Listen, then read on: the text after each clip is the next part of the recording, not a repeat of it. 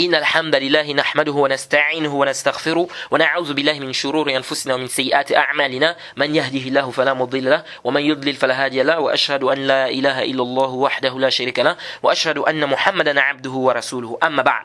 On remercie Allah subhanahu wa ta'ala pour ses biens et ses grâces et tout ce qu'il nous accorde, et on lui demande de déverser ses grâces et ses bénédictions sur le prophète Mohammed sallallahu alayhi wa sallam, sa famille, ses compagnons et tous ceux qui les ont suivis jusqu'au jour de la rétribution. Alors nous sommes toujours dans le sharh de Nawaqid de l'Islam, les annulatifs de l'Islam. Et on s'est arrêté sur un point. On s'est arrêté sur le hadith de celui-là qui est rentré en enfer à cause de la mouche. On a déjà expliqué par rapport à l'authenticité de ce hadith. Et on a dit que ce hadith causait problème par rapport à l'excuse, n'est-ce pas, par la contrainte. Parce qu'on a cité que la contrainte est une excuse qui fait en sorte que la personne ne sorte pas de l'islam s'il tombe dans un acte de kufr. Et on a déjà un peu essayé de ramener les dalils, on a ramené les dalils par rapport à cela. Donc le problème ici, c'est que celui-là, il est rentré en enfer à cause de la mouche. Comment est-ce qu'il est rentré en enfer à cause de la mouche alors qu'il a été contraint? Alors c'est là le problème.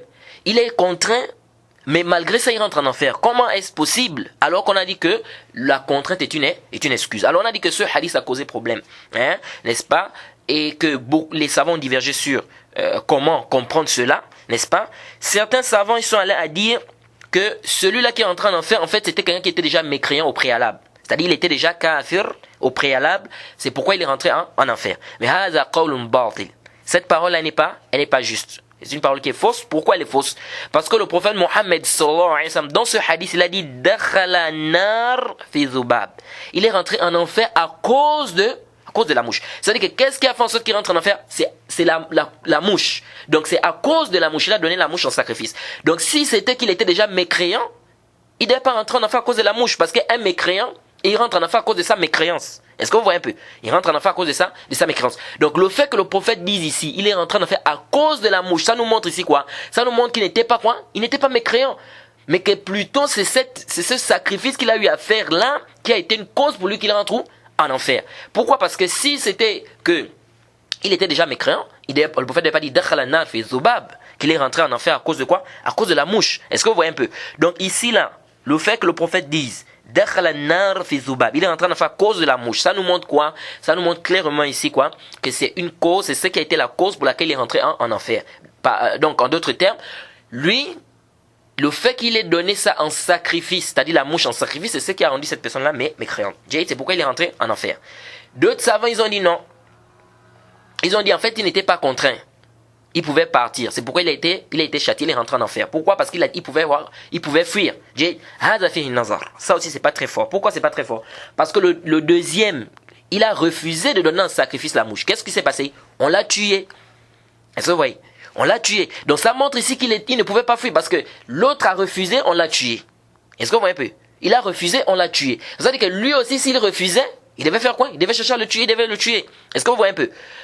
Bon, d'autres savants, ils ont dit, non, en fait, lui là, on l'a tué. Le deuxième, on l'a tué, c'est pas parce que il pouvait pas fuir ou bien quoi que ce soit. C'est parce qu'en fait, il a réprimandé ces gens-là. Il a dit, je ne donne rien de sacrifice à autre qu'Allah. Bref, cet avis-là vraiment n'est pas vraiment fort. D'autres savants ont dit, la contrainte est pardonnée juste pour cette communauté, pas les autres. Quant aux autres communautés, c'est-à-dire les communautés antérieures, ces communautés-là n'étaient pas pardonnées par la contrainte. C'est-à-dire, c'est notre communauté, n'est-ce pas? La communauté du prophète Mohammed sallallahu alayhi wa sallam, c'est nous qui sommes quoi? Pardonnés par contrainte. C'est-à-dire, si on tombe dans un acte de kufr par contrainte, il y a le pardon. Allah ne nous tient pas rigueur pour ça.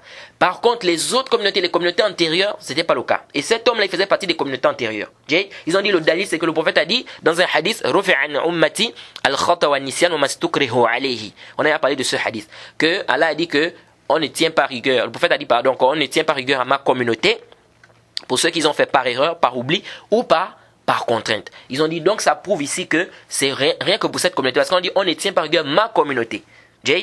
Bon, le hadith, on a déjà expliqué que c'est un hadith où il y a beaucoup de débats des savants sur ça. Certains savants disent que c'est daif, d'autres disent que c'est authentique. Bref, l'avis que nous trouvons juste, c'est l'avis des savants qui ont dit.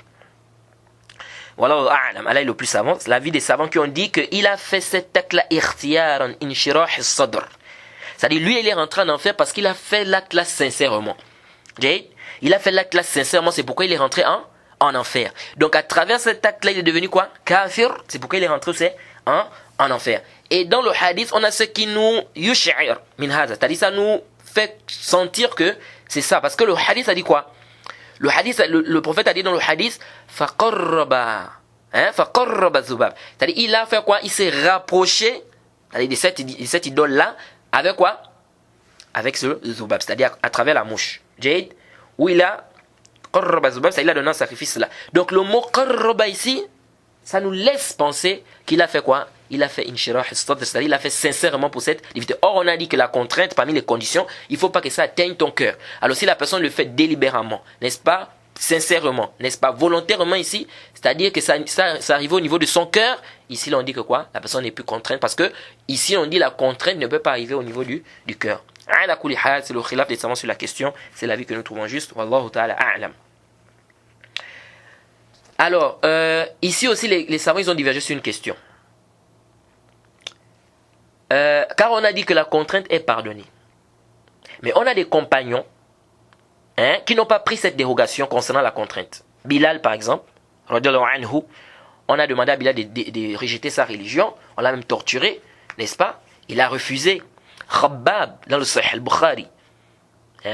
On a pris le fer, on a mis ça au feu, on a mis ça au niveau du dos pour qu'il abandonne la religion, mais il ne l'a pas fait. Jusqu'à il est même venu voir le prophète Mohammed sallallahu alayhi wa sallam en disant: oh messager d'Allah, ya Rasulallah, ud'u lana.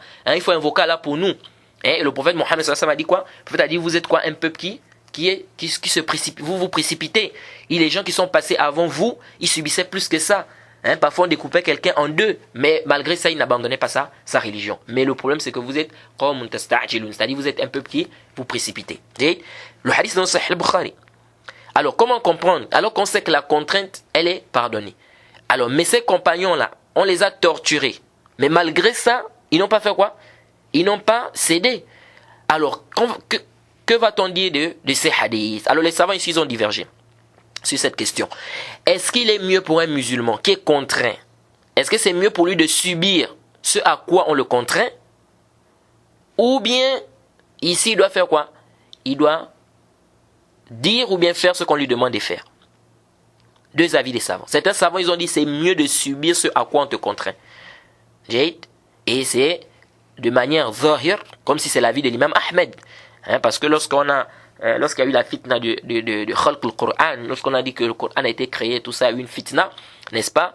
Que les gens, le chef à l'époque, il disait que le Qur'an est créé et qu'on forçait même les gens à dire cela, on enseignait même ça dans les écoles, n'est-ce pas? Et on demandait aux savants de dire que le Qur'an est créé, n'est-ce pas? L'imam Ahmed, on l'a attrapé, on l'a fouetté, on l'a enfermé, on lui a demandé de dire ça, mais il a refusé, malgré qu'il était fouetté, malgré plutôt cela, il n'a pas cédé, il n'a pas dit que bon, le Coran est créé, pourtant il était contraint ici, jusqu'à on rapporte même que certains savants sont venus voir l'imam Ahmed, ils ont dit: mais qu'est-ce que tu fais du hadith d'Ammar?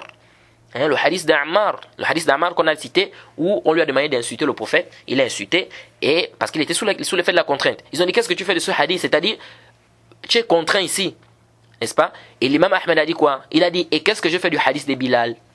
Et qu'est-ce que je fais du hadith de Khabbab? Vous voyez? Donc de manière apparente, c'est comme si c'est l'avis de l'imam Ahmed wallahu ta'ala alam. Bref, il y a deux avis des savants. Il y a les savants qui ont dit ici que le mieux c'est de prendre, c'est-à-dire que de subir ce à quoi on te contraint. D'autres ont dit non, le mieux c'est de prendre la dérogation, c'est-à-dire de faire ou de dire ce qu'on te demande de dire, n'est-ce pas? Car ici là c'est quoi? C'est une dérogation et tu n'es pas tenu rigueur pour cela parce que tu es contraint. Jade? Bref, il y a beaucoup de paroles ici. Les savants, ils ont divergé sur la question. Allah est le plus savant de ce qui est juste entre les deux avis. Alors, et enfin, la dernière condition, avant qu'on ne puisse rentrer dans al-'uzr bil-jahl, c'est-à-dire l'excuse par l'ignorance, il y a ce qu'on appelle le ta'wil ou bien la shubha. Avant de déclarer que quelqu'un qui est à la base musulmane est mécréant, il faut enlever l'ambiguïté, la shubha. Car la personne peut avoir des ambiguïtés. Exemple, quelqu'un qui invoque un wali, il croit par exemple que comme pour voir le président, il faut aller voir des secrétaires, n'est-ce pas? Alors donc si on veut invoquer Allah subhanahu wa ta'ala, il faut passer par un wali. Soi-disant, c'est-à-dire qu'un saint, soi-disant. Alors, Ça, c'est quoi? C'est une ambiguïté. Ou bien quelqu'un, il pense que le vin est quoi? Est halal. Il dit pourquoi? Parce qu'Allah a dit وَلَا تَقْرَبُوا الصَّلَاةَ وَأَنْتُمْ سُكَارَى حَتَّى تَعْلَمُوا مَا تَقُولُونَ. Lui, il prend le verset, il dit, Allah a dit, n'approchez pas la prière lorsque vous êtes sous, jusqu'à ce que vous sachiez ce que vous dites. Donc, il prend ce verset-là, il pense ici que ça veut dire ici que le vin n'est pas interdit. Il dit par exemple que ça veut dire ici quoi? Ça veut dire ici que si j'ai bu le vin, ce qui est interdit, c'est que je ne dois pas approcher la prière. Mais je peux boire le vin. Lui, il en dit quoi? Il a une ambiguïté. Il est dans un milieu, par exemple, où il y a quoi? Il y a que des ignorants. Il n'y a pas quelqu'un qui peut lui enseigner. Il prend le verset là, il dit que le verset là, ça prouve ici quoi? Ça prouve ici que le vin est halal. Lui là, il a quoi? Il a une choubha, il a une ambiguïté. Celui-là, on doit faire quoi? Avant de déclarer qu'il est mécréant, on doit enlever l'ambiguïté pour lui dire que non, le verset là, ça ne prouve pas que quoi? Que le vin est halal, n'est-ce pas? Ce verset est abrogé. Allah était clair, il a interdit clairement le vin dans la sourate Maïda au verset 90, n'est-ce pas? Sourate 5 verset 90. Donc on doit enlever quoi? La choubha que cette personne a ici là concernant quoi? Concernant cela.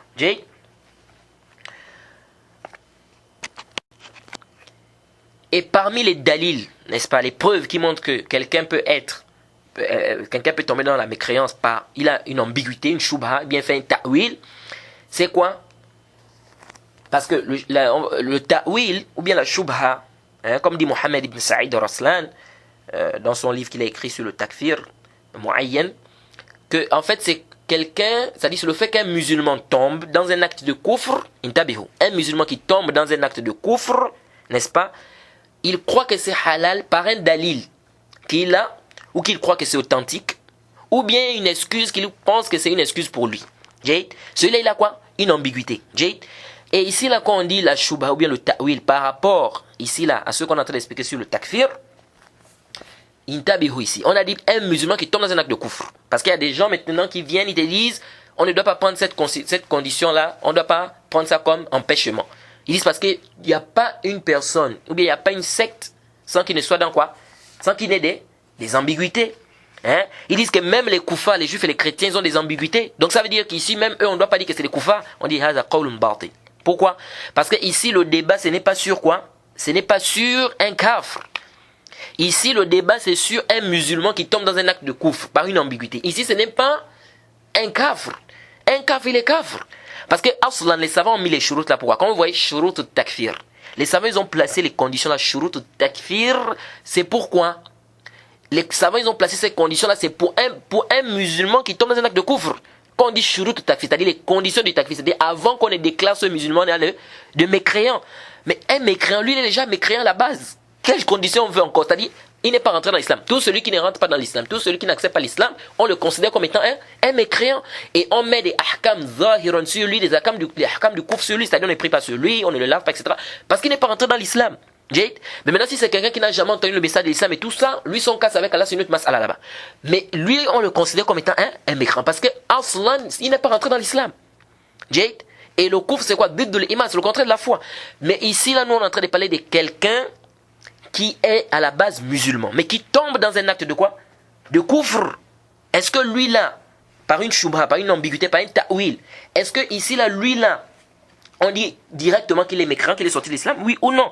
Donc c'est pas la peine de venir dire non, les koufars aussi, ils ont une ambiguïté, parce que même les koufars, ils disent quoi? Les juifs, par exemple, les chrétiens par exemple, ils disent que Jésus, Isa, c'est le fils d'Allah. Comment ça ils disent que c'est le fils d'Allah? Oh, parce qu'ils ont l'ambiguïté, c'est quoi? C'est qu'ils disent que Isa est venu au monde sans papa, sans père. Ils disent donc ça veut dire que c'est Allah qui est son père. Vous voyez? Donc ici ils ont une ambiguïté. Ils vont te dire ils ont une ambiguïté. Donc comme ils ont une ambiguïté ici, est-ce qu'on va dire que les juifs, les chrétiens, c'est pas des koufars? On dit que c'est des koufars. Ils disent donc la condition là de l'ambiguïté, on peut pas prendre ça. Parce que ici le débat n'est pas quoi? N'est pas sûr un kafr, aslan. Et leur parole elle est complètement batil. Est-ce que vous voyez un peu? Donc leur ambiguïté ça ne tient pas. Et c'est pourquoi quand on discute souvent avec ces gens, on leur dit que mais qu'est-ce qui vous étonne? Allah subhanahu wa ta'ala a fait venir Adam au monde sans père, sans mère. Il a fait venir Ève au monde à travers Adam. Elle n'a pas de mère. Nous, on vient avec le père et la mère. Isa est venu avec la mère sans le père. Qu'est-ce qui est étonnant là? Si déjà Allah subhanahu wa ta'ala il a fait venir Adam sans père, sans mère, mais qu'est-ce qui est plus, c'est-à-dire qu'est-ce qui est plus difficile, mais qu'est-ce qui est difficile à Allah de faire? Ici, là. Il n'y a rien de difficile. Il a fait venir quelqu'un sans père, sans mère. C'est faire venir quelqu'un avec une mère sans père qui est difficile à Allah. Ça, c'est pas difficile à Allah. Et Allah était clair dans le Coran. وَقَالُوا اتَّخَذَ الرَّحْمَنُ وَلَدًا. Dans la sourate Maryam. وَقَالُوا اتَّخَذَ الرَّحْمَنُ وَلَدًا لَقَدْ جِئْتُمْ شَيْئًا إِدًّا تَكَادُ السَّمَاوَاتُ يَتَفَطَّرْنَ مِنْهُ وَتَنشَقُّ الْأَرْضُ وَتَخِرُّ الْجِبَالُ هَدًّا أن دعوا للرحمن ولدا وما ينبغي للرحمن أن يتخذ ولدا إن كل من في السماوات والأرض إلا آتي الرحمن عبدا. C'est clair. Allah a dit, ils ont dit le tout miséricordieux s'est attribué à un enfant. وقالوا اتخذ الرحمن ولدا. Ils ont dit le tout miséricordieux s'est attribué à un enfant. لقد جئتم شيئا إدا. Allah a dit quoi? Vous avancez certes là une chose abominable. تكاد السماوات يتفطرن منه وتنشق الأرض وتخر الجبال هدا. Elle a dit quoi? Peu s'en faut que les cieux ne s'en trouvent à ces mots, que la terre ne se fonde et que les montagnes ne s'écroulent. أن دعوا للرحمن ولدا. Du fait qu'ils ont attribué un enfant au tout miséricordieux. وما ينبغي للرحمن أن يتخذ ولدا إن كل من في السماوات والأرض إلا آتي الرحمن عبدا. Hein? Alors qu'il ne convient nullement tout miséricordieux d'avoir un enfant, tous ceux qui sont dans les cieux et sur la terre ne se rendront auprès du tout miséricordieux sans exception qu'en tant que serviteur. Qu'en tant que quoi? Serviteur. Ça c'est clair dans la sourate Maryam. Donc leur shubha là, c'est une shubha qui est quoi? Qui est batila. Et ici là le débat c'est pas sur un kaf aslan. Ici le débat c'est sur un musulman qui tombe dans un acte de kufr par ambiguïté. Ici on doit faire ce qu'on appelle izalat shubha. Et les savants lorsqu'ils ont mis, vous lisez dans les livres des takfir, ils vont vous mettre ça comme condition. Donc, parmi les preuves, les dalils qui, quand les savants parlent de cette question-là, les dalils qu'ils apportent pour montrer que la personne peut tomber dans le kufr, n'est-ce pas, par shubha, par une ambiguïté, un ta'wil, et la personne peut être excusée. Ils amènent le hadith de Bukhari et Muslim de celui qui a fait quoi? Qui a demandé à ses enfants de le brûler. Hein? Il a dit brûlez-moi et balancez quoi? Jetez mes cendres, n'est-ce pas? Il dit de peur que quoi? Il pensait qu'Allah subhanahu wa ta'ala devait pas le ressusciter, c'est-à-dire regrouper ses cendres, etc. Celui-là, malgré ça, il a été excusé. On va voir ce hadith. Hein, parce que quand on va citer les preuves concernant l'excuse par l'ignorance, on va parler de ça ici. Et on va parler de ce hadith également. Ce hadith est clair. Et quant aux gens qui viennent qui disent non, le hadith là c'est un hadith de mutashabiha. Non, c'est pas mutashabiha, c'est clair. C'est un hadith qui est clair. Et les savants le citent quand ils parlent de la question de quoi l'excuse n'est par l'ignorance, comme le Cheikh al-Islam et bien d'autres. Les savants le citent quand ils parlent également de la question de quoi? Du shubha et du ta'wil. Parmi les preuves également, le hadith qui vient d'Abdur Razzaq, Musannaf d'Abdur Razzaq, le hadith de Qudama ibn Ma'zoum et certains compagnons qui ont rendu le vin halal au temps de Omar ibn al-Khattab. Ils ont rendu le vin quoi? Halal. Rendre le vin halal, c'est du kufr ou bien c'est pas du kufr? C'est du kufr akbar, sarih. C'est de la mécréance, la grande mécréance. Parce que quand quelqu'un rend le vin halal, ça veut dire quoi? Ça veut dire que c'est comme s'il dit, c'est-à-dire Allah dit que le vin est haram, lui il dit non c'est halal. Donc il est kafir, il est mécréant. Ces compagnons, ils ont rendu le vin halal. Mais Omar ibn al-Khattab n'a pas considéré que ces compagnons sont devenus des mécréants. Au contraire, pourquoi? Parce qu'ils avaient quoi? Ils avaient une ambiguïté. Ils se sont appuyés sur le verset où Allah subhanahu wa ta'ala dit Laysa 'ala alladhina amanu wa 'amilu s-salihat junahun fima ta'imu idha mattaqaw wa amanu wa 'amilu s-salihat thumma ittaqaw wa amanu thumma ittaqaw wa ahsanu. Ça c'est dans la sourate 5 au verset 93. Allah dit ce n'est pas un péché pour ceux-là qui ont la foi et font des bonnes œuvres en ce qu'ils ont consommé comme le vin, etc., pourvu qu'ils soient pieux et qu'ils croient et qu'ils fassent de bonnes œuvres, puis qu'ils continuent d'être pieux et de croire et qu'ils demeurent pieux et bienfaisants. Ils sont appuyés sur le verset là. Donc le verset ici a dit qu'il n'y a pas de mal à ceux-là qui ont fait des bonnes œuvres, qui ont cru, n'est-ce pas, pour ceux qu'ils ont consommé, pourvu qu'ils soient pieux, n'est-ce pas? Donc ils se sont dit que nous on a cru, n'est-ce pas? Donc il est permis pour nous de boire le vin, mais pourvu qu'on soit pieux. Le verset qui est dans la sourate, il est dans la sourate quoi? Sourate 5 au verset 93. Laysa 'ala alladhina amanu wa 'amilu s-salihat junahun fima ta'imu idha mattaqaw wa amanu wa 'amilu s-salihat thumma ittaqaw wa amanu thumma ittaqaw wa ahsanu. C'est ça le verset. Alors ici là, c'est une ambiguïté ou pas? C'est une ambiguïté. Omar ibn al-Khattab les a fait venir. Et il leur a expliqué que non, c'est pas ça le sens. Ici le verset là, est descendu sur les gens qui sont morts à la guerre de Uhud, avant qu'on interdise le vin, n'est-ce pas? Ces gens-là, ils ont bu le vin avant que le vin ne soit interdit, n'est-ce pas? les musulmans, il y a des musulmans qui ont bu le vin avant que le vin ne soit interdit. Donc Allah a fait descendre ce verset pour dire qu'il n'y a pas de mal à ceux qui ont cru, qui ont fait des bonnes actions, n'est-ce pas? Pour ceux qui ont déjà consommé, n'est-ce pas? Hein? S'ils croient, ils font des bonnes œuvres, etc., ils demeurent pieux. Donc ici, là, celui qui avait déjà bu le vin avant qu'on interdise le vin, ou celui qui a bu le vin qui est mort dans la guerre de Uhud, avant qu'on interdise, ici il n'a pas de problème, il n'y a pas de mal. Donc ici le verset ne veut pas dire que on peut boire le vin, n'est-ce pas, mais à condition seulement qu'on croit. Ça c'est pas ça le sens du verset. Donc Omar ibn al-Khattab, il a fait quoi? Il a enlevé la shubha. Donc Omar ibn al-Khattab, ici qu'est-ce qu'il a fait? Il n'a pas dit que vous êtes des koufars, vous êtes des mécréants, donc on doit vous appliquer la sentence on doit vous tuer parce que vous avez ici fait du koufr, de la mécréance. Non. Et le cheikh al-Islam Taymiyyah ramène cette histoire là. Hein, lorsqu'il parle de quoi? Le ta'wil et tout ça. Qu'on appelle la shubha, l'ambiguïté. Donc ici, là, ça c'est une preuve qui est claire, qui montre que quelqu'un peut tomber dans la mécréance par quoi? Par ambiguïté, n'est-ce pas? Ou par shubha. Donc il faut faire ce qu'on appelle izalatu shubha. Il faut qu'on enlève quoi? Il faut qu'on enlève l'ambiguïté. Donc on reprend ici là, en résumé, on va résumer les conditions. Première condition, on a dit qu'il faut que la personne soit mukallaf. C'est-à-dire la personne doit être pubère, il doit avoir la raison. Il ne doit pas perdre la raison. Hein? Et ici on a dit qu'à côté, mukallaf, ça veut dire qu'il est bali aqil, c'est-à-dire il est pubère et il n'a pas perdu la raison. Donc ça veut dire quoi? Que si il a perdu la raison, n'est-ce pas? Ou bien il est devenu fou. Ici là la personne ne sort pas de l'islam. Si la personne n'est pas encore pubère, la personne ne sort pas de l'islam. Deuxième condition, la connaissance. Et la connaissance, on va revenir sur cette question comme je vous ai dit parce que il y a beaucoup de choses à dire là-bas. À côté de ça se trouve l'ignorance. Donc si quelqu'un tombe dans un acte de mécréance, même si c'est akbar, c'est un acte de kufr, par ignorance, la personne est quoi? On ne fait pas sortir la personne de l'islam. Et on va détailler c'est quelle ignorance, parce que c'est pas toute ignorance aussi. On va détailler tout ça. Mais ça fait partie des conditions. Il faut que la personne sache que la chose est quoi? Elle est interdite. Troisièmement, l'intention.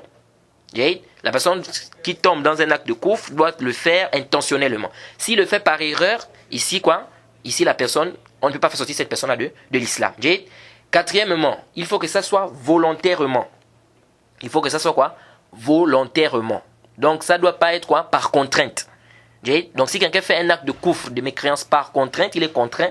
Ici la personne n'est pas quoi? Et la personne est quoi? La personne est excusée, la personne ne sort pas de l'islam. On a détaillé tout, un peu des masaïs par rapport à quoi? Par rapport à la contrainte. Cinquièmement, il ne doit pas avoir une ambiguïté. Si la personne tombe dans un acte de kufr, par ambiguïté, par shubha, bien par ta'wil, la personne est quoi? La personne est excusée. Alors, revenons alors à la deuxième condition qui est la connaissance. Qui est quoi? La connaissance. Et donc, ce qui nous empêche de faire sortir quelqu'un de l'islam, c'est quoi? L'ignorance. Et avant de rentrer dans la réfutation des ambiguïtés des Khawarij, des Haddadi, sur al-Uz bil Jahl, je tiens à rappeler comment on va fonctionner. D'abord, je cite les preuves qui montrent que la connaissance est une condition pour que le musulman qui est tombé dans un acte de mécréance devienne mécréant. Puis nous allons réfuter les ambiguïtés des Haddadi et ceux qui ne veulent pas reconnaître que l'excuse par ignorance existe. Hein? Parce que vous allez voir beaucoup là, c'est ça. Hein? Ils ne veulent pas accepter que l'excuse par l'ignorance existe et ils ne passent leur temps qu'à parler de ce sujet. Tout ce qu'ils ont dans la tête, c'est ça. Al-Uz bil Jahl, al-Uz bil Jahl. L'excuse par ignorance, il n'y a pas d'excuse par ignorance. C'est tout ce qu'ils connaissent. Tu vas voir cette personne, les ablutions, il ne connaît pas. La prière, même, il ne connaît pas. Dans le tawhid uluhiyya, il est nul. Tawhid asma wa sifat, nul. Il ne maîtrise pas beaucoup des masaïl. Mais tu le vois, c'est seulement al-Uz bil Jahl, al-Uz bil Jahl, al-Uz bil Jahl. Et ils sont en train de faire quoi? Ils sont en train d'embrouiller les jeunes avec cette question-là. Donc on va refuter les ambiguïtés de beaucoup de personnes. Et on va conclure le mabhath avec des fatwas des savants sur le al-Uz bil Jahl avec les références. Pourquoi? Parce que aujourd'hui, les gens, n'est-ce pas, ne font pas la différence entre le khilaf fi manat al-hukm et le khilaf fi asl al-hukm. Les gens vont prendre ils vont avoir une fatwa d'un savant sur un point et ils laissent les fatwas des savants, du même savant qui sont plus que clairs sur l'excuse par ignorance. Non, il faut regrouper toutes les fatwas du savant pour connaître la vie du savant. Ce n'est pas tu vas prendre une fatwa et puis tu balances ça, non.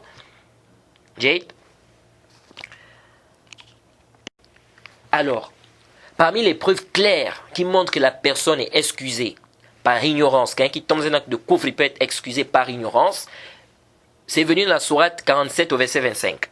Sourate 47 au verset 25. Allah dit Innal ladhina irtaddu ala adbarihim min ba'di ma tabayyana lahumul huda shaytan sawwala lahum wa amla lahum. Soit 47 au verset 25. Allah dit, et le cheikh Ubayd al-Jabiri, rahimahullah, lorsqu'il a parlé de l'excuse par l'ignorance, il a ramené ce verset. Pardon. Il a dit, Allah dit ceci dans le verset, ceux qui sont revenus sur leurs pas après que le droit chemin leur a été clairement exposé, le diable les a séduits et trompés. Qui sont ceux-là? Après que le droit chemin leur a été clairement exposé. Donc il faut quoi? Il faut le bayan. Il faut quoi? Il faut le dalil. Il faut l'explication. Il faut quoi? Que la personne ait quoi? La connaissance. Allah dit encore dans la sourate 9 au verset 115. وَمَا كَانَ اللَّهُ لِيُضِلَّ قَوْمًا بَعْدَ إِذْ هَدَاهُمْ حَتَّى يُبَيِّنَ لَهُمْ مَا يَتَّقُونَ. Sourate 9 verset 115. وَمَا كَانَ اللَّهُ لِيُضِلَّ قَوْمًا بَعْدَ إِذْ هَدَاهُمْ حَتَّى يُبَيِّنَ لَهُمْ مَا يَتَّقُونَ. Allah n'est point, Allah dit ceci dans la sourate 9 verset 115. Allah n'est point tel à égarer un peuple après qu'il les a guidés jusqu'à ce qu'il leur ait montré clairement ce qu'ils doivent éviter. C'est clair ici. Allah est clair. Allah n'est point tel à égarer un peuple après qu'il les a guidés jusqu'à ce qu'il leur ait montré clairement ce qu'ils doivent éviter. Donc ici, il faut quoi? Il faut le dalil. Parmi les dalils, il faut la preuve. Ici, parmi les dalils aussi dans la sourate 4 verset 115. Et ça, c'est parmi, comme dit le cheikh Ibn Uthaymin, on va voir ça, quand le cheikh va parler de ça dans le chapitre de Sahih Muslim ou Bukhari, si je ne m'abuse. Il dit que c'est min asrah dalil. C'est-à-dire parmi les dalils les plus clairs sur l'excuse par ignorance. Allah dit dans la sourate 4, verset 115. وَمَنْ يُشَاقِقِ الرَّسُولَ مِنْ بَعْدِ مَا تَبَيَّنَ لَهُ الْهُدَى وَيَتَّبِعْ غَيْرَ سَبِيلِ الْمُؤْمِنِينَ نُوَلِّهِ مَا تَوَلَّى وَنُصْلِحِ جَهَنَّمَ وَسَاءَتْ مَصِيرًا. Allah dit, et quiconque fait scission d'avec le messager, après que le droit chemin lui est apparu, et suit un sentier autre que celui des croyants, alors nous lui collerons ce qui s'est collé et le brûlerons dans l'enfer. Et quelle mauvaise destination. À quel moment Allah subhanahu wa ta'ala dit ici que nous le collerons ce qui s'est collé, n'est-ce pas? Et nous lui collerons ce qui s'est collé et nous allons le brûler en enfer. Allah dit ça quand? Après que le droit chemin lui est apparu. Et Allah dit encore dans la sourate Baqarah verset 145. Qala Allah ta'ala. وَلَئِنِ اتَّبَعْتَ أَهْوَاءَهُمْ مِنْ بَعْدِ مَا جَاءَكَ مِنَ الْعِلْمِ إِنَّكَ إِذًا لَمِنَ الظَّالِمِينَ. Un verset clair. Allah dit, et si tu suivais leur passion après ce que tu as reçu comme science, tu seras certes du nombre des injustes. À quel moment il sera du nombre des injustes? C'est s'ils suivaient leur passion. À quel moment il devait être parmi les injustes? C'est s'ils suivaient leur passion après ce qu'il a reçu des sciences. Donc ça veut dire quoi le mafhum mukhalafa de ça? C'est que s'ils suivent leur passion avant d'avoir reçu la science, il n'est pas parmi les injustes. Ça c'est le mafhum mukhalafa. Wala in ittaba'ta ahwahum min ba'di ma ja'aka min al-'ilm. Elle a été claire. Si tu suivais leur passion après ce que tu as reçu comme science, tu seras celle du nombre des injustes. Donc il faut la science. Elle a dit wa ma kunna mu'adhibina hatta nab'atha rasula. Sourate 17 verset 15. C'est-à-dire, on a châtié. Allah dit, nous n'avons jamais puni un peuple avant de leur avoir envoyé un messager. Certaines personnes viennent et disent, non, ici, là, ça c'est pour le châtiment, mais nous on doit dire qu'il est kaf. Allah subhanahu wa ta'ala, pourquoi Allah ne châtie pas un peuple, n'est-ce pas, avant de l'avoir envoyé un messager? Ça montre là quoi? Ça montre la justice d'Allah subhanahu wa ta'ala, car Allah est juste, Allah n'est pas injuste. Allah n'est pas injuste. Maintenant, toi, quand tu viens, tu dis que tel est kafr, avant de lui avoir apporté des preuves. Qu'est-ce qui se passe ici? Parce que quand tu dis que quelqu'un est kafr, ça veut dire quoi? On ne prie pas sur lui. On ne l'enterre pas dans le cimetière des musulmans. On n'hérite pas de lui. On ne doit pas lui donner une femme musulmane. Et s'il est marié à une femme musulmane, on doit séparer le divorce là. C'est-à-dire que s'il sort de l'islam, voilà, c'est les ahkam plusieurs ahkam qui sont ici en rapport. Donc, le fait ici de venir déclarer que cette personne-là mécréante, sans réunir les conditions, c'est une sorte d'injustice. C'est une sorte de quoi? D'injustice. Donc il faut que les conditions soient réunies. Et Allah dit encore dans le Coran, sourate 4 verset 165. Rusulan mubashirin wa munzirin li alla yakuna linnasi ala Allahi hujjatun ba'da ar-rusul. Allah dit, nous avons envoyé des messagers en tant qu'annonciateurs et avertisseurs. N'est-ce pas? Afin qu'après la venue des messagers, il n'y ait plus pour les gens d'arguments devant Allah subhanahu wa ta'ala. Après la venue des messagers. Donc, avant la venue des messagers, il y a quoi? Il y a des arguments. Donc ici, là, ça c'est des versets qui sont plus que clairs. Et ici, faites attention. Il y a des gens qui viennent, comme on va voir parmi les shubhat qu'ils amènent aussi, ils viennent et te disent, non mais ici, là, on a dit, après la venue des messagers, les messagers sont déjà passés, le prophète est déjà passé, il n'y a plus d'arguments. On dit, haza qawlun batil. Okay? Quand Allah subhanahu wa ta'ala dit ici, après la venue des messagers, c'est quoi? Ce qui est voulu ici, c'est quoi? C'est le message. Le message doit parvenir à la personne. Le message doit parvenir à la personne. Ce n'est pas un problème de le prophète est passé. Non. Il faut que le message parvienne à la personne. C'est pas le simple fait que le prophète soit passé. Donc quand on dit ici, après la venue des messagers, ça ne veut pas dire que si le prophète est passé, même s'il n'a jamais écouté le message de l'islam, n'est-ce pas? Ici, là, la personne est quoi? La personne, il va rentrer ici quoi? Il va rentrer en enfer, il sera châtié, parce que si le prophète est passé, il n'a pas d'argument. Non. Lui, il n'a jamais écouté le message de l'islam. Oui, on dit que la personne, quoi, si c'est une personne qui est aslan, il est mécréant. À la base, on dit qu'il est mécréant, parce qu'il n'est jamais rentré dans l'islam.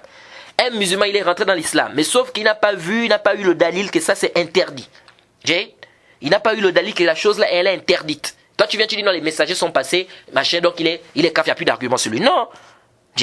Ici, nous disons quoi? Nous disons que ça, c'est pas une bonne compréhension. Donc, quand on a dit après la venue des messagers, c'est quoi?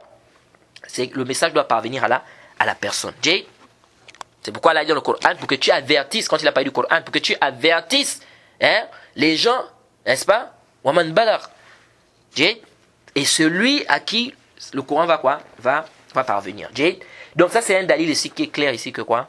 Il faut la preuve. Et parmi les dalils aussi, c'est venu dans le hadith de Tirmizi, le hadith de Waqid al-Laysi.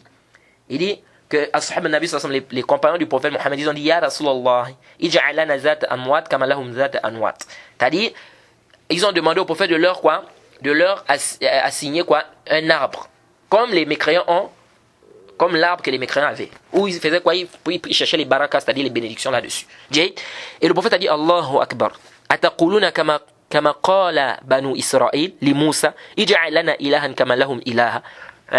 Le prophète dit Allahu Akbar. Est-ce que vous dites comme les enfants d'Israël ont dit à Moussa alayhi salam que fais-nous une divinité comme ils ont une divinité. Ici là les compagnons du prophète ont fait quoi? Ils ont demandé quelque chose qui est quoi? Qui est du shirk. Mais est-ce que ici le prophète a dit qu'ils sont des koufars? Non. Le prophète n'a pas dit que c'est des mécréants. Et ici là, parce qu'il y a des gens qui viennent et disent non, vous voulez dire que les compagnons du prophète, ils ont demandé au prophète de faire le shirk. C'est-à-dire ils ont demandé qu'ils voulaient faire le shirk au prophète. Comment vous pouvez dire que les compagnons du prophète Mohammed sallallahu alayhi wa sallam ont demandé de faire le shirk? On dit, si les compagnons savaient que c'était du shirk, ils ne devaient pas demander ça à Aslan. Ils ne devaient pas demander ça à Aslan. C'est-à-dire non, ils ont demandé parce qu'ils ne savaient pas que c'était du shirk. Et il y a d'autres qui viennent qui disent non, le prophète peut-être leur a demandé de devenir musulmans après de redevenir musulmans. Ça c'est une parole qui est fausse, qui est nulle. Où est le dalil là dans le hadith qui dit que le prophète leur a demandé de redevenir musulmans? Le dalil est où? Vous amenez des histoires qui sont batil là comme ça. Et vous voyez d'autres, vraiment ça c'est le jahl mahd. C'est-à-dire la pure ignorance. Vous voyez quelqu'un il vient, d'autres même ils viennent, ils te disent quoi? Ils disent non. Où est la différence entre le fait d'accrocher son arme, n'est-ce pas, dans sa maison et accrocher son arme sur un arbre? Où est la différence ici? C'est-à-dire les compagnons ont demandé qu'ils voulaient un arbre pour accrocher leurs armes. Ils voulaient un arbre pour accrocher leurs armes. Donc où est le problème ici? Qu'est-ce qui dit que ici c'est pour le shirk? On dit la différence c'est quoi? Intabihu. La différence se trouve à quel niveau? Il n'y a pas une différence. Quelqu'un qui accroche son arme dans sa maison, quelqu'un qui accroche son arme sur un arbre, il n'y a pas de différence. La différence à quel niveau? Au niveau de l'i'tiqad, au niveau de la conception. C'est là où il y a le problème. Celui qui va accrocher maintenant son arme sur l'arbre ou bien à la maison, avec une croyance que soi-disant ici il y a la bénédiction, ou bien ici c'est comme ça. Ah, là maintenant il y a le problème. Là maintenant il y a le problème. Et si ici là dans le hadith, c'était seulement le simple fait d'avoir un arbre, n'est-ce pas, pour accrocher les armes, mais le prophète ne devait pas faire le inkar, le prophète ne devait pas réprimander ses compagnons. Pourquoi le prophète a réprimandé? Ici c'était simplement le simple fait d'accrocher seulement des armes sur un arbre. Où est le problème ici? Pourquoi le prophète a réprimandé ici? Et puis qui vous a précédé dans ça? Dans ce fahm là de ce hadith? Qui vous a précédé parmi les savants dans ça?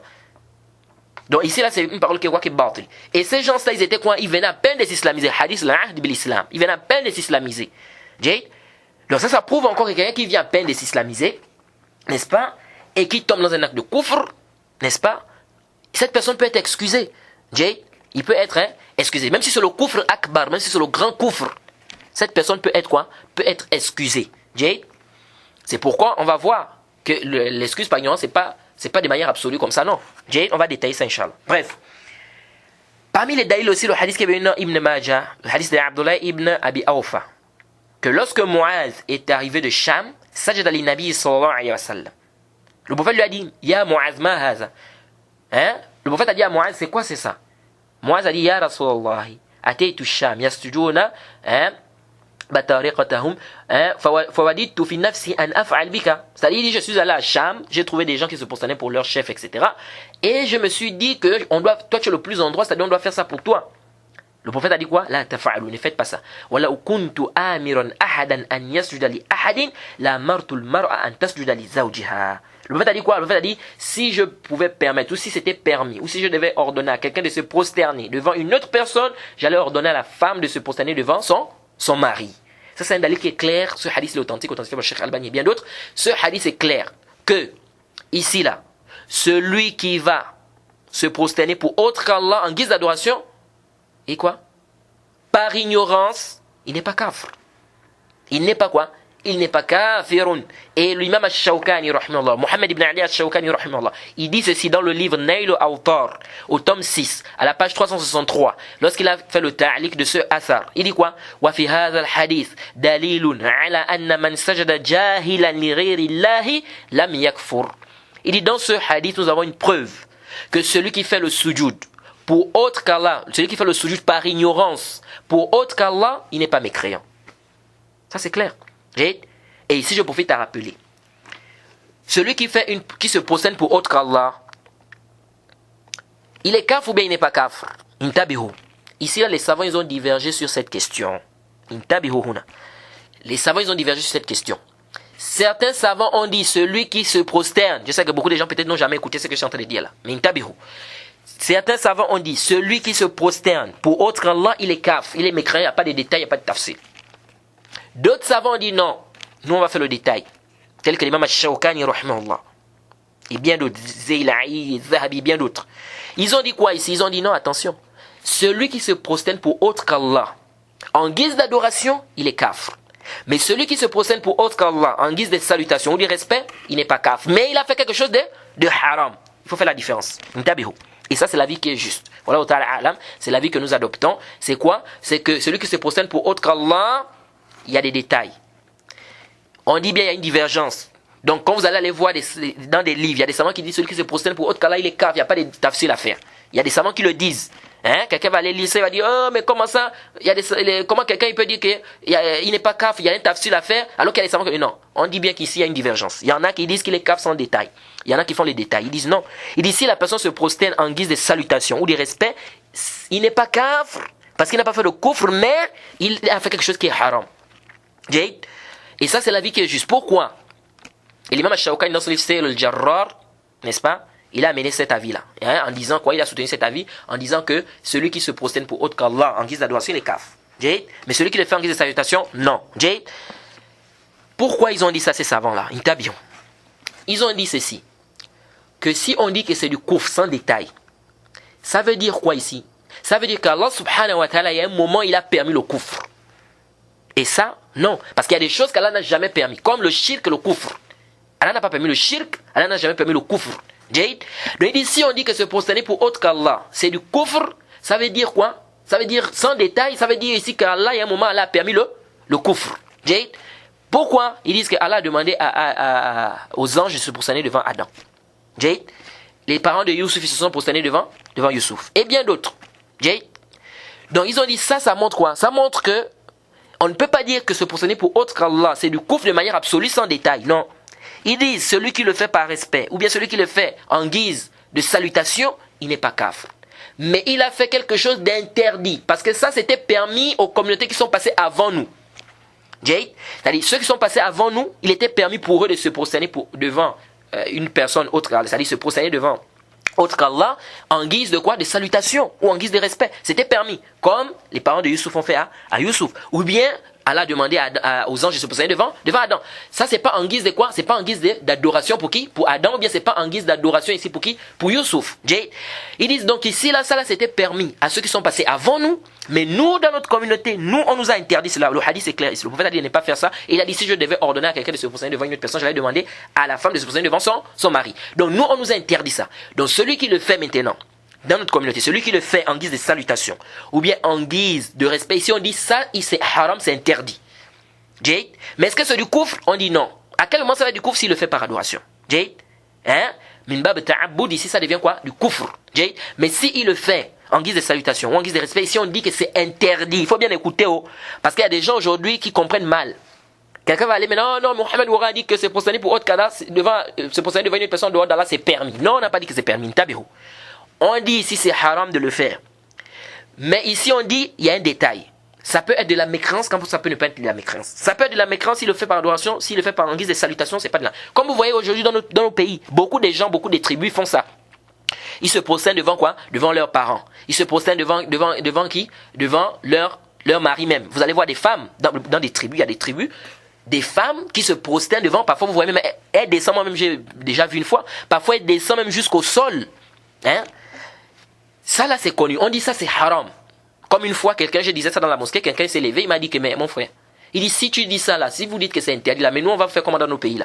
Il dit, parce que nous, hein, je n'ai pas envie de citer ici l'ethnie, il dit, nous, dans notre tribu, qu'est-ce qui se passe? Il dit, si tu ne fais pas ça, tu es impoli.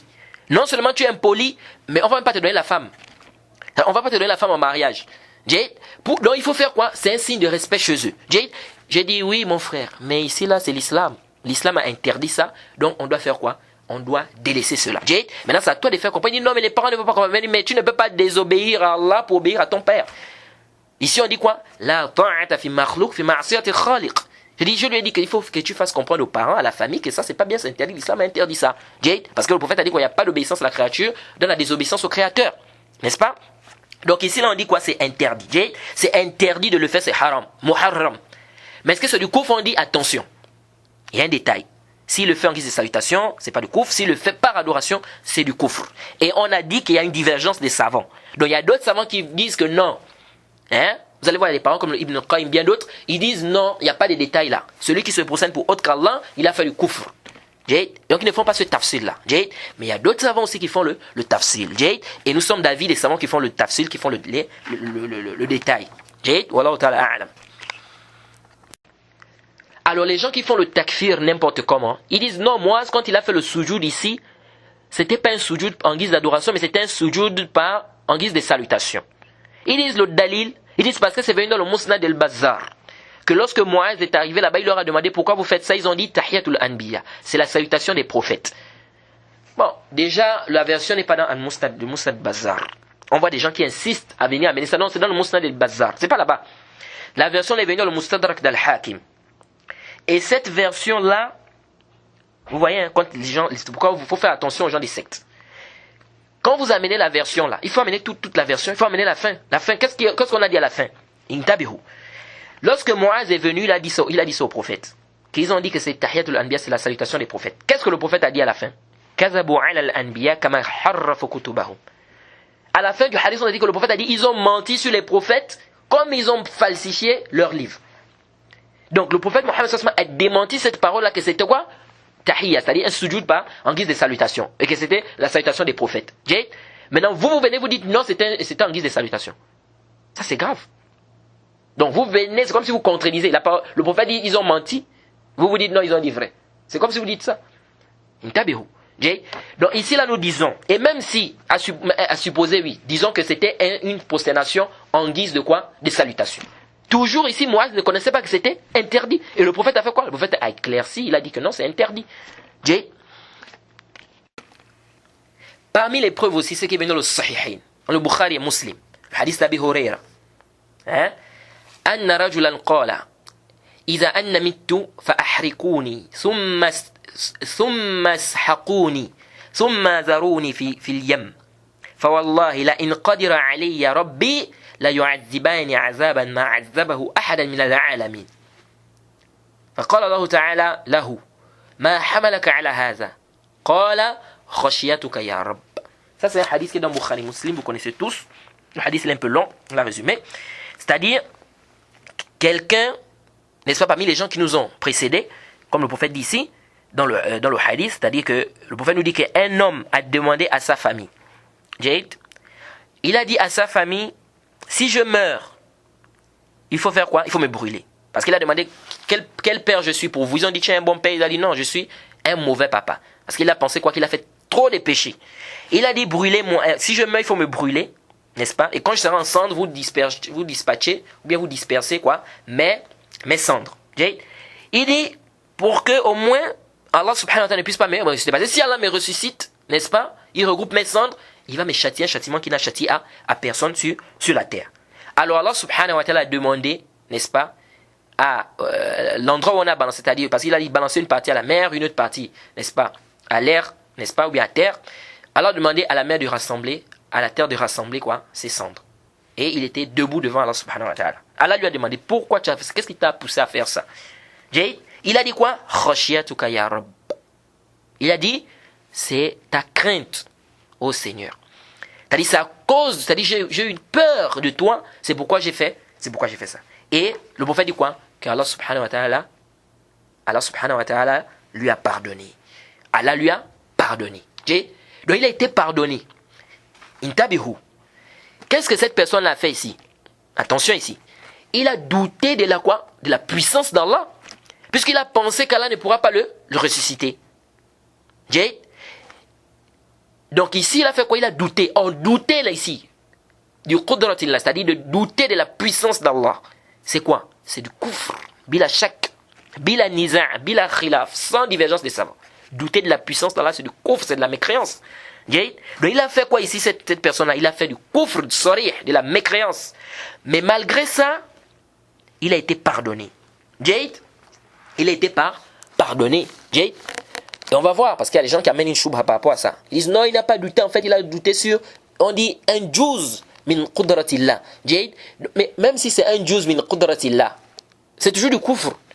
C'est-à-dire, ils disent non, il a douté c'est une partie de la puissance d'Allah. Ce n'est pas, en fait, il n'a pas douté de la puissance d'Allah de manière absolue. D'une partie. Même s'il doute d'une partie, c'est toujours le kufr. C'est toujours le kufr. Donc ça, c'est une choubha qui ne tient pas. قال Abu Muhammad ibn Hazm. Muhammad ibn Hazm, il a dit quoi? Dans son livre Al-Fisal fil Milal wal Ahwa wal Nihal. Au tome 3, à la page 140. Quand il a fait le ta'liq de ce hadith qu'on vient de citer. Il a dit فهذا إنسان جهل إلى أن مات أن الله يقدر على جمع رماده أو إحيائه وقد غفر الله له لإقراره وخوفه وجهله. انتبه. Il dit quoi Ibn Hazm? Il dit cette personne-là, il a ignoré jusqu'à ce qu'il est mort que Allah subhanahu wa ta'ala est capable de rassembler ses cendres et de le faire revivre. Il dit Allah subhanahu wa ta'ala lui a pardonné du fait qu'il a reconnu cela à cause de sa peur et son ignorance. Et son ignorance. Donc il a été pardonné à cause de quoi? De son jahl. Cheikh al-Islam Ibn Taymiyyah il dit dans le Majmu' al-Fatawa au tome 3, n'est-ce pas, à la page 231, il dit wa kuntu da'iman azkuru al-hadith allazi fi as-sahihayn. Cheikh al-Islam Ibn Taymiyyah rahimahullah il dit quoi? Il dit et je cite toujours le hadith qui est venu dans le Bukhari et Muslim dans le Sahihayn fi ar-rajul allazi qala. Le hadith de celui-là qui a dit à sa famille, il a cité le hadith, c'est-à-dire celui qui a dit à sa famille quoi? Brûlez-moi si je meurs, balancez une partie là-bas et une autre partie des mes cendres là-bas, c'est cela. Ce hadith qu'on vient de citer là.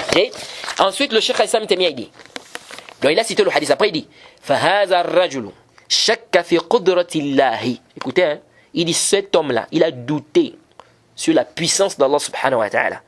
وَفِي إِعَادَتِهِ, et sur le fait qu'Allah peut le ramener, ou bien qu'Allah va le ramener.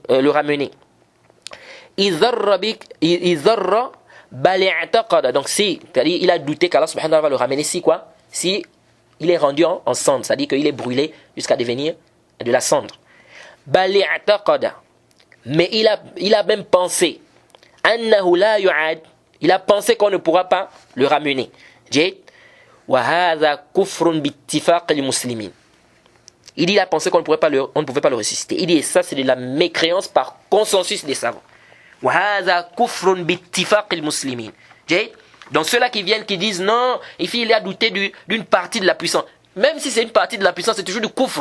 Et par consensus des savants, c'est de la mécréance. Il dit walakin, Cheikh Al-Islam Taymiyyah continue, il dit walakin kana jahilan. Attention ici, il dit quoi? ولكن كان جاهلا لا يعلم ذلك وكان مؤمنا يخاف الله أن يعاقبه فغفر له ذلك.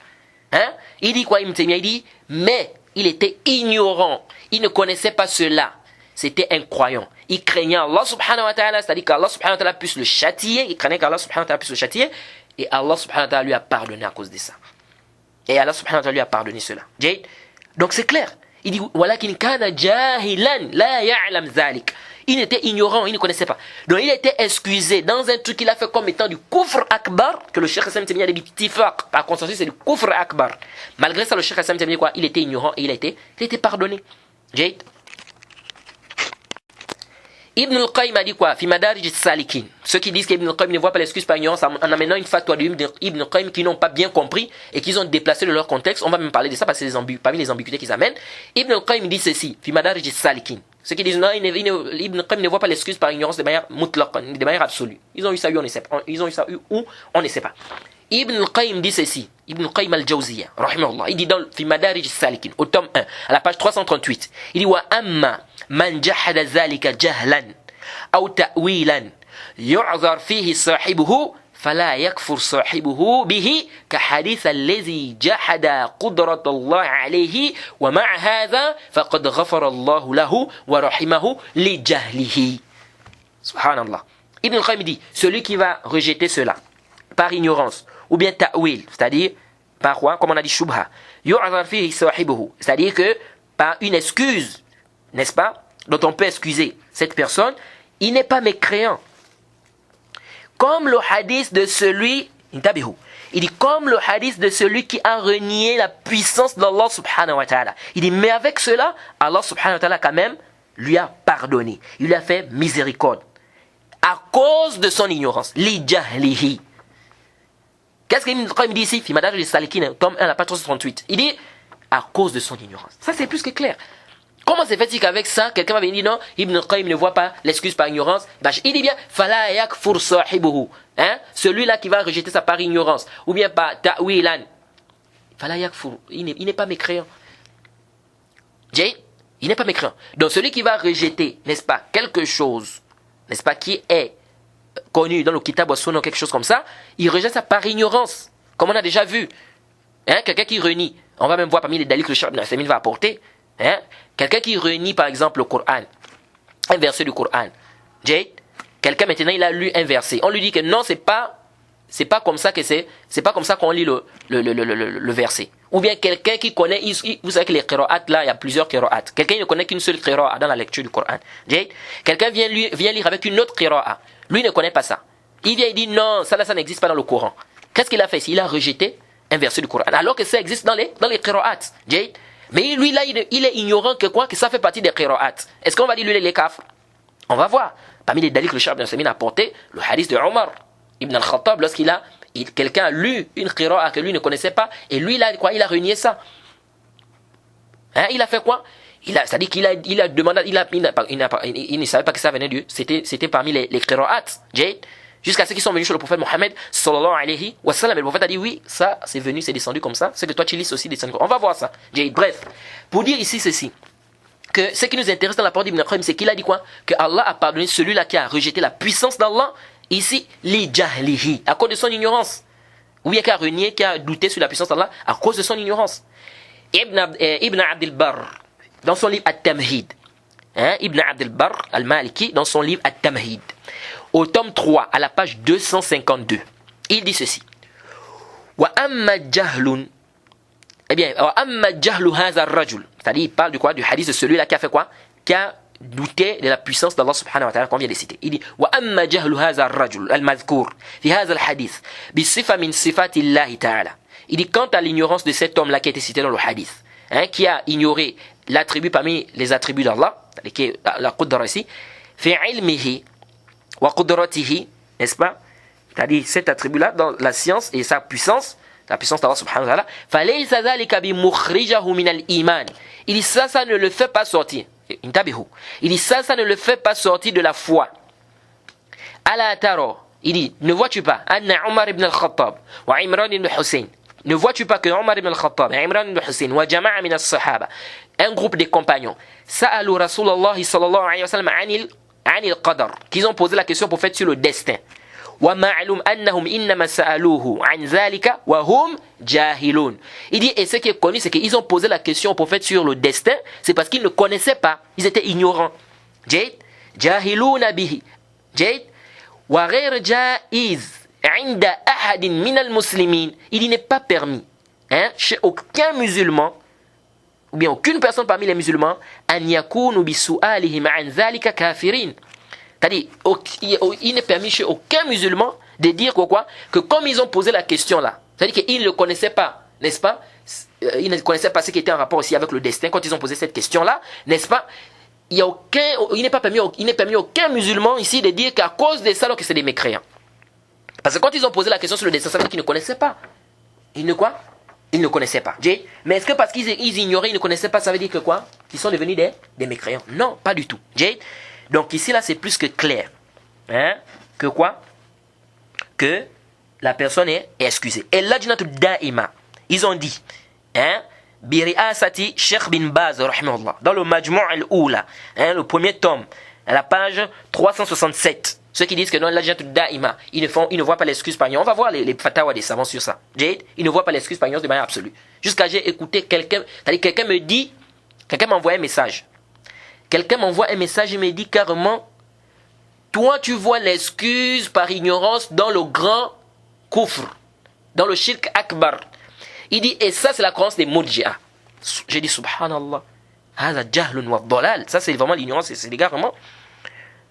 Donc tous les savants qui disent ici, tous ceux qu'on vient de citer, Cheikh Hassan Temia, Ibn Qayyim, tout ça là, quand ils disent ici que la personne a été excusée, ou bien que la personne n'est pas mécréante parce qu'elle le fait par ignorance ou par ta'wil, donc ça veut dire qu'ils sont quoi? Ils sont des murji'a, parce qu'ils voient ici l'excuse par ignorance par quoi? Dans le kufr akbar. Ici, celui-là qui a renié la puissance d'Allah, c'est le kufr akbar ou c'est le kufr asghar? C'est le akbar. Et Ibn Taymiyyah a dit quoi? Bittifaq al-muslim, c'est du kufr. Ça c'est l'ignorance. Et on va apporter les fatawa des savants sur ça. On dit ici que ça c'est quoi? C'est le jahl. Vraiment on demande qu'Allah nous en préserve de quoi? Des l'égarement. Alors l'ajnat da'ima Biri'asati Sheikh bin Baz, ils ont dit Majmu' al-Oula au tome 1, donc le tome 1 à la page 367, parlant de ce hadith de celui-là qui a demandé à ses enfants de le brûler, ils ont dit ceci: فَهَذَا الرَّجُلُ حَمَلَهُ خَوْفُهُ مِنَ اللَّهِ وَجَهْلُهُ بِعُمُومِ قُدْرَةِ اللَّهِ عَلَى أَنْ أَوْصَى أَوْلَادَهُ بِمَا ذَكَرَ فَرَحِمَهُ وَغَفَرَ لَهُ. Ils disent quoi? Ils disent cet homme-là, ça, c'est la peur qui l'a poussé à faire ça. Donc, la peur, n'est-ce pas, d'Allah subhanahu wa ta'ala, et son ignorance, n'est-ce pas, de umum qudratillah, c'est-à-dire de la généralité, n'est-ce pas, de la puissance d'Allah subhanahu wa ta'ala, ça l'a poussé, n'est-ce pas, de demander à ses enfants de faire ce qu'il a demandé à ses enfants de faire. Ils disent quoi? Ils disent farahimahullah, c'est-à-dire Allah subhanahu wa ta'ala lui a fait miséricorde et Allah lui a pardonné. Ça c'est l'ajnat daima qui dit ça. Donc ils disent quoi? C'est la peur qui a poussé cet homme à faire ça, wa jahluhu, et son ignorance. Et son ignorance. Donc il a été quoi? Pardonné. À cause de quoi? Son ignorance et sa peur. Et il y a d'autres qui viennent, ils viennent dire non, ça c'est des hadiths comme j'avais écouté, Djurbu', il avait dit, c'est quelqu'un qui m'a enseigné le tawhid à l'université, n'est-ce pas, en faculté de hadith. Il dit non, ce hadith fait partie, c'est quelqu'un dont les savants mettent en garde, parce qu'il a quoi, il a un peu il tend vers quoi, vers les conceptions des haddadi, etc. Il est venu, il dit non, ce hadith, ça c'est un hadith, parce que lui son problème c'est quoi, il nous a fait tout le début du fasl jusqu'à la fin du fasl, tous les jours les débats c'était sur al-uz bil jahl, on commence le cours, on ne doit pas finir le cours là, c'est al-uz bil jahl. On ne va pas finir le cours, c'est la mas'ala sur al-uz bil jahl. Et tous ceux qui ne sont pas d'accord avec lui, n'est-ce pas, sur son mawqif de al-uz bil jahl, l'excuse par ignorance, il classe ces gens, ça soit des murji, soit ils sont égarés. Alors il vient, il dit non, ici c'est des hadiths mutashabih, c'est-à-dire c'est des hadiths qui ne sont pas clairs, c'est des hadiths ambigus. Quel hadith qui sont ambigus? C'est un hadith qui est clair. Quel hadith ambigu? Subhanallah. Des hadiths que les savants expliquaient, ils ont apporté des paroles, Ibn Qayyim, Cheikh Hassan Temia, Ibn Abd al-Barr et le reste, Ibn Hazm et tout le reste. Ils ont apporté en disant que la personne a été excusée, etc. Les jahlihi, quand de son ignorance, toi tu viens, tu dis non, c'est des hadiths ambigus. Quel hadith ambigu? Tout ça parce que quoi? On veut faire le takfir des gens n'importe comment. Et voilà encore quelqu'un là, Abdurrahman Shakir, qui a écrit le livre Mal al-Sih al-Tawhid al-Bihi. Voilà, c'est pour ça qu'on dit aux gens qu'il faut faire très attention. Parce que quand tu vas écouter n'importe qui, tu t'égares. Il faut se rattacher aux savants de la sunna qui sont reconnus. Lui là, il vient, il dit ce hadith là, c'est pas un dalil. Hein? Et regardez, hein, ça c'est vraiment c'est le jahl. Il dit ça, ce hadith là, ce n'est pas un dalil qui va dire que la personne est excusée par ignorance. Il dit comment ça? Il dit parce que cette personne a été excusée parce qu'il a fait le tawbah. Comment se fait-il qu'il a fait quelqu'un qui a fait le tawbah, c'est-à-dire quelqu'un qui a demandé à la pardon, vous venez encore prendre ça comme dalil pour dire que la personne est excusée par ignorance. Il a fait le tawbah. Il dit c'est venu dans le tafsir d'Ibn Kathir. Que Ibn Kathir, lorsqu'il a fait le tafsir de la parole, il dit waliman khafa maqama rabbih. Hein? Il a amené quoi? Ibn Kathir a dit qala Ibn Abi Hatim. Ibn Abi Hatim a dit haddathana abi. قال حدثنا محمد بن مصيفي قال حدثنا بقية عن أبي بكر ابن مريم عن عطية بن قيس في قوله لمن خاف مقام ربكم حديثي نزلت في الذي قال أحرقوني بالنار تاب يوما وليلا بعد أن تكلم بهذا فقبل الله منه فدخله الجنة. Ils disent que Ibn Kathir a rapporté dans son tafsir ça, cette version-là, que Ibn Abi Hatim a dit que mon papa a dit, que Mohammed ibn Sufay a dit, que Baqiya a dit, que Abi Bakr ibn Maryam a dit, que Atiyah ibn Qais a dit, par rapport au verset Liman khafa maqama rabbih, il a dit quoi? Que ce verset est descendu, c'est celui-là qui a demandé à ses enfants de le brûler. Et il dit quoi? Il s'est répandu, n'est-ce pas? Il s'est repenti, pardon. Il s'est repenti un jour et une nuit après avoir parlé cette parole-là, et Allah subhanahu wa ta'ala a accepté se repentir de lui et il a fait rentrer au paradis. Regardez comment on vient égarer les gens. Donc il dit ici que cette personne, celui-là qui avait demandé à ses enfants de le brûler là, il a demandé Allah pardon. Il a fait le tawbah. Donc ça veut dire que c'est plus un dalil pour nous. C'est-à-dire on peut plus prendre ça comme dalil pour dire que celui qui tombe dans le kufr par ignorance, il peut être excusé. Nous disons premièrement, ça c'est le jahl. Ici là le hadith, qui rapporte le hadith là? C'est Atiyah ibn Qais. Atiyah ibn Qais, c'est un compagnon du prophète. Déjà ici le hadith, ça c'est un truc qui a un rapport avec le monde invisible. Ça c'est un rapport avec quoi? Le monde invisible. Parce que dire ici, nous on n'était pas là-bas quand l'histoire là s'est produite. Dire ici que la personne là s'est repentie, n'est-ce pas? Il faut la parole de qui? Du prophète Mohammed sallallahu alayhi wa sallam. Ou à cause de chez même d'un compagnon. Atiyah ibn Qais, ici la fille il y a une coupure. Mais ici là qui dit c'est Atiyah ibn Qais. Atiyah ibn Qais, il rapporte ça de qui? Il a pris ça directement du prophète Mohammed sallallahu alayhi wa sallam. Donc ça veut dire qu'il y a un intermédiaire entre Atiyah ibn Qais et le prophète Mohammed sallallahu alayhi wa sallam. Mais qui est intermédiaire ici? Ça peut être un da'if qui est intermédiaire ici. Donc à cause de ça, il y a quoi? Fille déjà il y a une coupure ici. La chaîne transmissionnelle est quoi? Il y a une coupure là. Ça c'est un. Deuxièmement, dans la chaîne de transmission, il y a qui? Il y a Baqiya. Il y a qui? Il y a Baqiya. Baqiya, il est mudallis, faqad anana. Il a dit an. C'est un mudallis, c'est connu dans le sens du hadith qu'il est quoi? Il est mudallis. Et il a dit quoi? Il a fait le an, faqad anana. Donc le hadith, c'est un hadith qui est daif. Et Abu Bakr ibn Abi Maryam là, il est daif aussi. Il est daif. Parce que c'est maintenant les ilal wa ma'rifat al-rijal. La riwaya d'Ibn Ahmed, au tome 2 à la page 39, qu'on a posé la question à l'imam Ahmed par rapport à qui? Abu Bakr ibn Abi Maryam. Il a dit quoi? Il a dit daif. Il est faible. Donc, il y a Bakr ibn Walid qui est mudallis, premièrement. Deuxièmement, il y a ici là, Abu Bakr ibn Abi Maryam ici qui est daif. Troisièmement, il y a quoi? Il y a une coupure parce que ici là, c'est Baqiya ibn Qais, c'est plutôt Atiyah ibn Qais qui rapporte ça. Et ça c'est un truc qui a un rapport avec le monde invisible. Donc il faut quoi? Il faut la parole du prophète Mohammed sallallahu alayhi wa sallam. Donc c'est un hadith qui est daif, la yasih wa la yathbut. Donc on peut pas prendre ça comme dalil pour venir dire que non, il avait fait quoi? Il avait fait le tawbah. Alors, on va clôturer le dars par ce hadith-là, avant de continuer, parce qu'il y a d'autres dalils aussi, n'est-ce pas, qu'on va ramener, c'est pas fini, mais on va clôturer le dars d'aujourd'hui par ce dalil-là, n'est-ce pas. Le hadith, il est venu dans les Sunan Abi Daoud, et ça est authentifié par le Cheikh Al-Albani et bien d'autres. Qu'il y a quelqu'un qui a été blessé au temps du prophète Mohammed sallallahu alayhi wa sallam. Et ils sont venus voir le prophète Mohammed sallallahu alayhi wa sallam. Pourquoi? Pour le prix du sang. Et le prophète Mohammed sallallahu alayhi wa sallam leur a dit que vous devez avoir tant, n'est-ce pas, par rapport au prix du sang. Vous êtes d'accord? Ils ont dit oui, on est d'accord. Okay? Ensuite, le prophète est venu pour informer ça devant les gens. Lorsque le prophète est venu informer devant les gens, ils ont dit quoi? Ils ont dit non. Ils ont dit quoi? Ils ont dit non, on n'a pas dit ça. Okay? Ça, qu'est-ce qu'ils ont fait ici là? Ils ont fait ce qu'on appelle le takzib. Ils ont dit quoi? Ils ont dit non, on n'a pas dit ça. Après, le prophète Mohammed sallallahu alayhi wa sallam leur a encore dit, il a ajouté, il a dit vous avez ça. Ils ont dit, vous êtes d'accord? Ils ont dit oui. Après, le prophète est venu, il a dit aux gens, et là, ils ont accepté. Ils ont fait quoi? Ils ont fait le takzib. C'est-à-dire quoi le takzib? Ils ont démenti le prophète Mohammed sallallahu alayhi wa sallam. C'est-à-dire, ici, là, le prophète leur a dit, vous êtes d'accord? Ils ont dit oui. Quand le prophète vient pour informer devant les gens, ils disent non. Donc, c'est comme s'ils sont en train de dire quoi? Ils sont en train d'accuser le prophète Mohammed sallallahu alayhi wa sallam d'être un menteur. Et ça, c'est du kufr bittifaq al-muslimi. Ça, c'est le kufr. C'est pourquoi Ibn Hazm, dans le Muhalla, lorsqu'il a fait le ta'liq de ce hadith-là, que je viens de vous citer dans le Sunan Abi Daoud, il a dit ceci.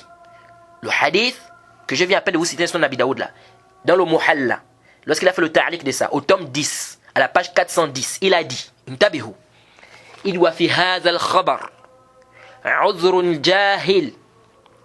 Il dit quoi? Wa fi hadha al-khabar, uzrun jahil. Et dans cette information, dans ce hadith-là, nous avons l'excuse de l'ignorant.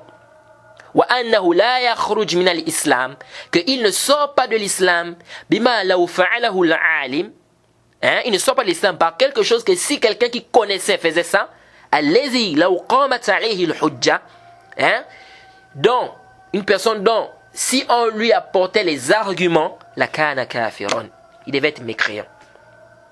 Donc Ibn Hazm dit quoi? Il dit dans ce hadith, nous avons une preuve que l'ignorant, n'est-ce pas, que l'ignorant est excusé et qui ne sort pas de l'islam, n'est-ce pas, avec une chose que si c'était quelqu'un qui connaissait, n'est-ce pas, c'est-à-dire quelqu'un qu'on avait déjà apporté l'argument, qui tombait dans ça, il devait être mécréant. C'est-à-dire ceux-là qui ont fait le takzib là ici, c'était quoi? Ils étaient de la tribu des Laysiyoun. Il dit لأن هؤلاء الليثيين كذبوا نبي صلى الله عليه وسلم وتكذيبه كفر مجرد بلا خلاف. Il dit parce que ces gens-là, c'est la tribu de Laysiyin là, ils ont fait quoi? Ils ont démenti le prophète Mohammed sallallahu alayhi wa sallam. Et le fait de démentir le prophète, c'est comme s'ils ont accusé le prophète d'être un menteur. Il dit, et ce takzib là, c'est une mécréance sans divergence, bila khilaf. Walakinnahum bijahlihim. Il dit, mais à cause de leur ignorance, wa a'rabiyatihim, et du fait qu'ils étaient des bédouins, uziru bijahala falam yakfuru. Ils ont été excusés par leur ignorance et ne sont pas devenus des mécréants. Ibn Hazm est clair ici. Il dit quoi ici? Il dit wa takzibuhu kufrun mujarrad. Le fait de démentir le prophète, c'est du kufr. Bila khilaf, sans divergence. Il dit walakinnahum bijahlihim, à cause de leur ignorance, n'est-ce pas? Wa arabiyatihim, c'est-à-dire le fait qu'ils soient des bédouins, parce que les bédouins c'était quoi? Des gens qui vivaient, n'est-ce pas, dans quoi? En fait dans les villages, etc. Et qui étaient quoi? Beaucoup parmi eux c'était des ignorants. Il dit ils ont été excusés à cause de l'ignorance et ils ne sont pas devenus des mécréants. Ça c'est encore un dalil qui est clair, qui montre que quelqu'un qui tombe dans le kufr akbar par ignorance, il peut être excusé. Maintenant, tous ces savants-là qui parlent de ça, là, c'est des murji'a. Tous ces savants-là qui ont parlé, qui ont dit la personne peut être excusée par l'ignorance, par le ta'wil, que la personne qui tombe dans le kufr par ignorance. Tout ça, c'est quoi? C'est des murji'a. Donc ça, c'est vraiment, c'est le jahl de venir dire que celui qui excuse par ignorance dans le kufr akbar ou le shirk akbar, il fait partie de quoi? Il fait partie des murji'a. Ça, c'est le bolal, ça. C'est vrai. Comme on va voir, que ici là, les savants, c'est pas n'importe quelle ignorance, c'est pas toute ignorance qui est quoi? Qui est acceptée. Mais on doit d'abord revenir sur le as de la mas'ala. Remettons d'abord la mas'ala au clair. Le as, l'origine c'est quoi? La personne qui tombe dans un acte de kufr, il peut être excusé. Il peut être excusé. Cette personne peut ne pas être kafr. N'est-ce pas? Parce qu'il est quoi? Parce qu'il est ignorant ici. Jade. Mais maintenant, à quel moment la personne est excusée? Tout ça, ça c'est un autre débat là-bas. Mais on doit d'abord reconnaître d'abord le os de la mas'ala. Jade. Et c'est pourquoi on va voir l'ignorance que les gens font, c'est-à-dire le jahl que les gens ont. Ils ne font pas la différence entre le khilaf et manat le hukm et le khilaf et l'asl le hukm.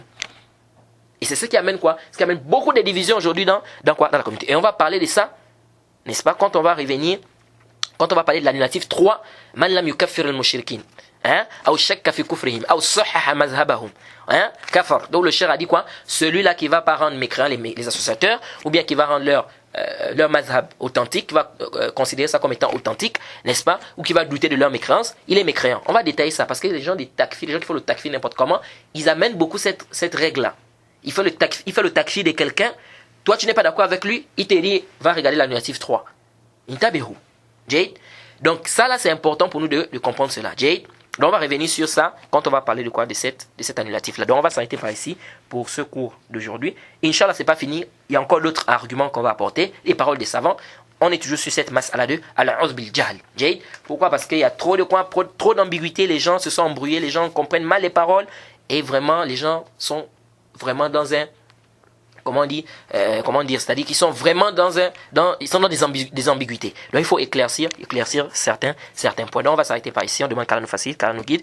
Wa subhanaka Allahumma bihamdik wa ashhadu an la ilaha illa anta astaghfiruka wa atubu ilaik. Assalamu alaikum wa rahmatullahi wa barakatuh.